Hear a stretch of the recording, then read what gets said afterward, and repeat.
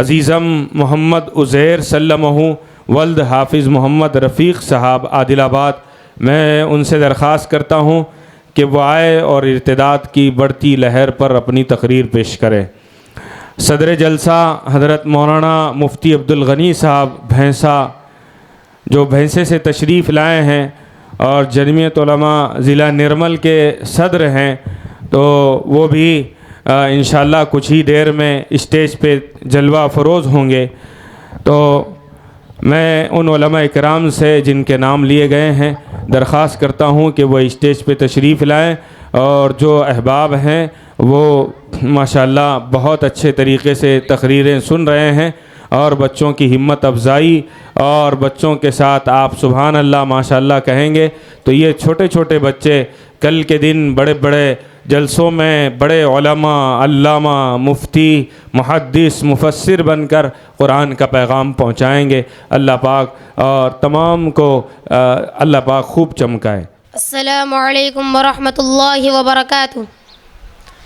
الحمد للہ رب العالمین والصلاة والسلام علی سید الانبیاء والمرسلین محمد وآلہ وصحبہ اجمعین، اما بعد، قال اللہ تعالی فی کلامہ المجید، اعوذ باللہ من الشیطان الرجیم، بسم اللہ الرحمن الرحیم، یا ایہا النبی قل لأزواجک وبناتک ونساء المؤمنین یدنین علیہن من جلابیبہن، صدق اللہ العظیم۔ قال النبی صلی اللہ علیہ وسلم، کلکم راع وکلکم مسئول عن رعیتہ۔ گھر میں قرآن مقدس کی تعلیم کیوں نہیں؟ گھر میں قرآن مقدس کی تعلیم کیوں نہیں؟ سنت سرکار صلی اللہ علیہ وسلم کو اپنانے کی چاہت کیوں نہیں؟ ذکر حق، ذکر خدا کی تم کو عادت کیوں نہیں؟ ذکر حق، ذکر خدا کی تم کو عادت کیوں نہیں؟ اپنے کام و کاج میں پاس شریعت کیوں نہیں؟ محترم و معزز سامعین اعظام و حاضرین اکرام، آج کی اس عظیم الشان سالانہ جلسے میں میری تقریر کا عنوان ارتداد کی بڑھتی لہر اور اس کے اسباب و اسباب ہے۔ سامعین، انسان پر اللہ تعالیٰ کے انگنت احسانات اور انعامات ہیں۔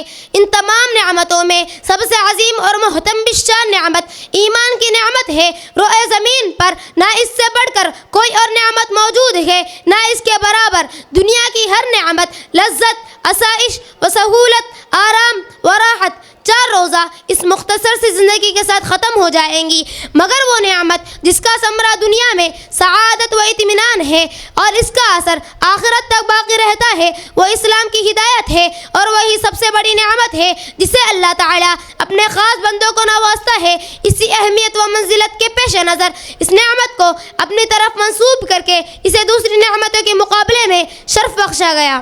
ارشاد باری تعالیٰ ہے، اليوم اکملت لکم دینکم واتممت علیکم نعمتی ورضیت لکم الاسلام دینا۔ آج میں نے تمہارے لیے تمہارا دین اور اپنی نعمتوں کو مکمل کر دیا اور تمہارے لیے دین اسلام کو پسند کیا۔ اور ایک جگہ ارشاد فرمایا، دراصل اللہ کا تو پر احسان ہے، اس نے تمہیں ایمان کی ہدایت کی اگر تم راست گو ہو۔ اس سے بڑی نعمت انسان پر منعم حقیقی کی اور کیا ہو سکتی ہے کہ وہ اسے تاریکی سے نکال کر روشنی کی طرف لاتا ہے، وقتی تکلیفوں، عارضی مصیبتوں، دائمی نعمتوں اور ابدی راحتوں کی طرف بلاتا ہے، اور اسے اس دین کی رہنمائی کرتا ہے جسے اس نے تمام ادیانہ و مذاہب کے درمیان منتخب فرمایا۔ نعمت ایمان کا حامل گو حالات سے دوچار حوادث سے نڈھال ہو کر، مگر اللہ تعالیٰ کا وعدہ ہے جو شخص نیک عمل کریں گا، مرد ہو یا عورت، بشرط وہ مومن بھی ہو، تو ہم اسے دنیا میں پاک اور آرام زندگی عطا کریں گے اور آخرت میں ان کے اعمال کا نہایت اچھا صلہ دیں گے۔ اس آیت میں اللہ تعالیٰ نے نیک عمل کرنے والے ہر مرد و عورت کو دنیا میں پاک زندگی دینے اور آخرت میں ان کے اعمال کا بہترین بدلہ دینے کا وعدہ فرمایا۔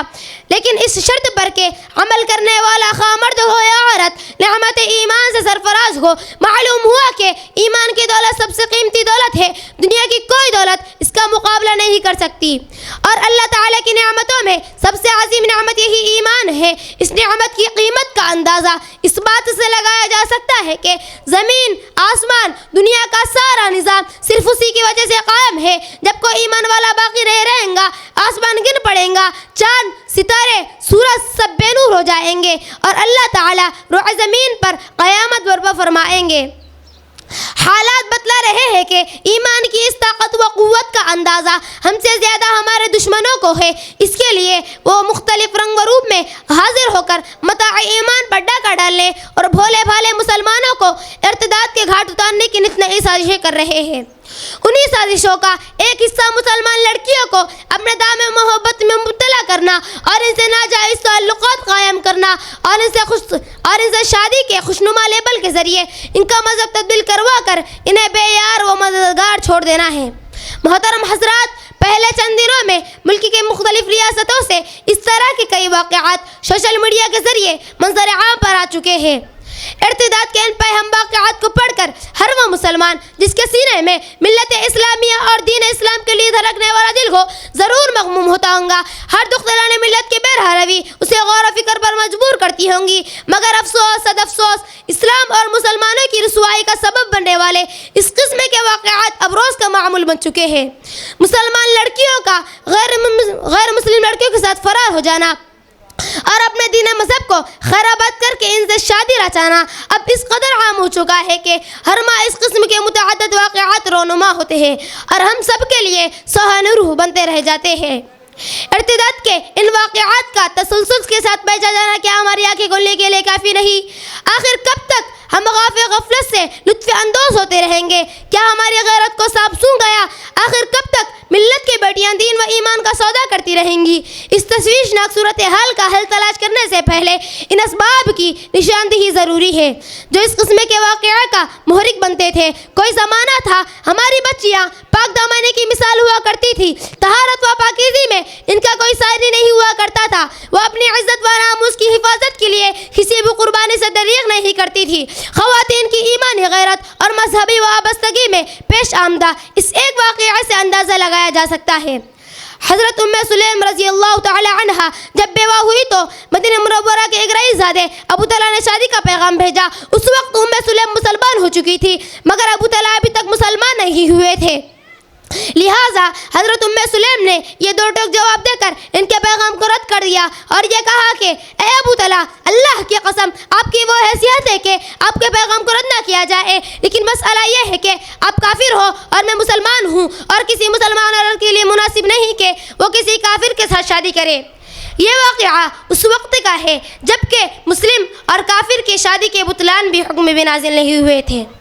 پھر بھی ایک مسلمان عورت کی غیرت اور عزت نفس کو دیکھیے، وہ اپنے کو کسی غیر کی ماتحت اور نگرانی میں دینے کے لیے گوارا نہیں کیا، مگر آج تیزی سے حالات بدلتے جا رہے ہیں، مسلم سماج اپنا وقار کھوتا جا رہا ہے، عوام تو عوام، خواص کی لڑکیاں بھی غیروں کی محبتوں میں مبتلا ہوتی نظر آ رہی ہے۔ محترم سامعین، اس قسم کے واقعے کا بنیادی سبب دینی تعلیم و تربیت کا فقدان ہے۔ عام طور پر والدین اپنے بچوں کو دینی تربیت سے غافل ہوتے ہیں۔ بیشتر والدین اپنے بچوں کو اسکولوں میں داخلہ کروا کر مطمئن ہو جاتے ہیں۔ گھریلو دینی ماحول سے محروم لڑکیاں جب کالجوں کے مخلوط ماحول میں قدم رکھتی ہے تو آسانی سے غیر مسلم لڑکوں کے دام فریب میں آ جاتی ہے۔ دین و ایمان کی کمزوری اور خوف الہی کا فقدان ہی آدمی کو غلط راستے پر لے جاتا ہے۔ دین و ایمان کی گھر میں پختہ دینی تعلیم و تربیت کا نظام ہو تو وہ کبھی دین و ایمان کا سودا نہیں کر سکتی، اور والدین کو چاہیے کہ وہ اپنی اولاد کی دینی تربیت کی ذمہ داری بخوبی نبھائے۔ اسکولوں اور کالجوں کا آزادانہ مخلوط ماحول بھی اس طرح کے ایک واقعات کا ایک سبب ہے۔ اسلام میں مسلم اور کافر کے شادی کے بطلان کو روکا گیا۔ والدین کو چاہیے کہ وہ اپنی بچیوں کو کالجوں کے مخلوط تعلیم کے نظام سے دور رکھ مسلمانوں کو ایسے کالجوں کے قیام پر توجہ دینا چاہیے جہاں لڑکوں اور لڑکیوں کا علیحدہ نظم ہو۔ محترم سامعین، سیل فون کا بھیجا استعمال خوب تباہی مچا رہا ہے۔ کالجوں میں زیر تعلیم بچیاں سیل فون کے ذریعے غیروں سے جلد رابطے میں آ جاتی ہے۔ کالجوں میں زیر تعلیم بچیوں کو اسمارٹ فون حوالے کرنا والدین کی بڑی غلطی ہے۔ اسمارٹ فون دور حاضر کا سب سے بڑا فتنہ ہے۔ وہ نئی نسل کے اخلاق پر بڑے منفی اثرات ڈال رہا ہے۔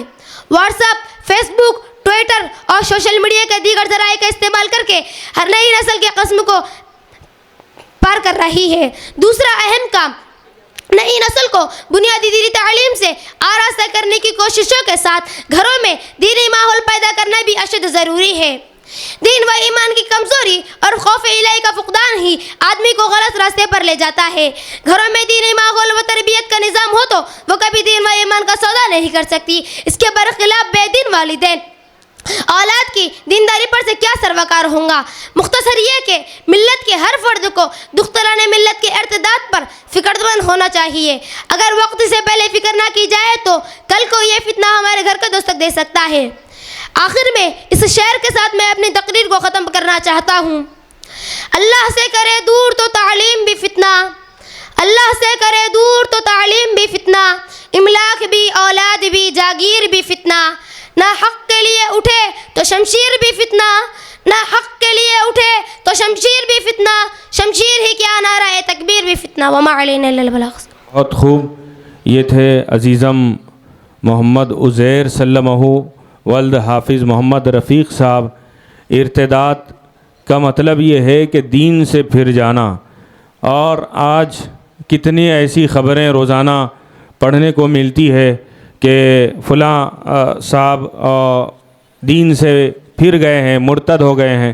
ماشاءاللہ ان کی تقریر سے خوش ہو کر بہت سارے لوگوں نے انعام سے نوازا ہے، آئیں وہ اپنا انعام لے جائیں۔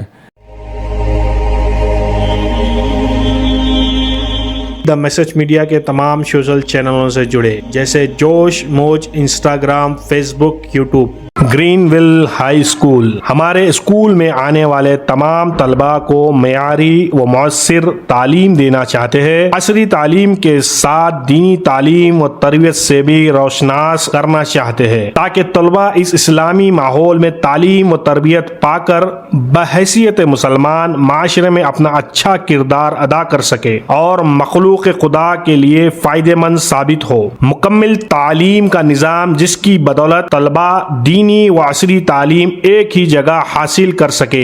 ریمیڈیل کلاسز کا اہتمام رہے گا۔ ماہر اور تجربہ کار استاد کے ذریعے طلباء پر انفرادی توجہ دی جاتی ہے۔ طلباء کی بہترین تعلیم کے سلسلے میں والدین کے لیے اجلاس منعقدہ کیے جاتے ہیں۔ وقتاً فوقتاً کیریئر گائیڈنس سیشن کا اہتمام۔ مدارس کے نہج پر تجویز کے ساتھ قرآن مجید کا ناظرہ اور ضروریات دین سے واقفیت کرائی جاتی ہے۔ لائبریری کا انتظام تاکہ طلباء میں مطالعے کا شوق پیدا ہو۔ کمپیوٹر کلاسز کا انتظام، چوتھی کلاس سے کوڈنگ بھی سکھائی جاتی ہے۔ طلباء کے لیے مارشل آرٹ ٹریننگ، اچھی صحت بنانے سے متعلق پروگرامز، والدین کے لیے بچوں کی تربیت سے متعلق ماہانہ پروگرامز۔ نوٹ: اچھا پڑھنے والے طلباء کے لیے اسکالرشپ کا انتظام، یتیم اور ضرورت مند حضرات کے لیے بھی اسکالرشپ کا اہتمام کرایا جائے گا۔